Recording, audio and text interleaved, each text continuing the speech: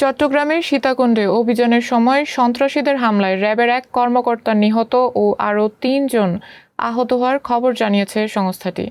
উপজেলার সলিমপুর ইউনিয়নের জঙ্গল সলিমপুরের পাহাড়ি এলাকায় সোমবার সন্ধ্যা ৬টার দিকে এই ঘটনা ঘটে বলে জানান র্যাবের সিনিয়র সহকারী পরিচালক ARM মুজাফর হোসেন। মুজাফর জানান, নিহত র্যাব কর্মকর্তার নাম আব্দুল মোতালেব। তিনি র্যাব ৭ এর উপসহকারী পরিচালক হিসেবে কর্মরত ছিলেন। মুজাফর হোসেন প্রতিদিনের বাংলাদেশকে জানান, সন্ধ্যা ৬টার দিকে র্যাবের একটি অভিযানিক দল জঙ্গল সলিমপুর এলাকায় অভিযানে গেলে স্থানীয় সন্ত্রাসীরা র্যাব সদস্যের উপর হামলা চালায়। সন্ত্রাসীদের হামলায় ৪ র্যাব সদস্য গুরুতর আহত হন। পরে তাদের উদ্ধার করে চট্টগ্রাম মেডিকেল কলেজ হাসপাতালে নিয়ে গেলে চিকিৎসক একজনকে মৃত ঘোষণা করেন। বাকি ৩ জন হাসপাতালে চিকিৎসা নিচ্ছিলেন।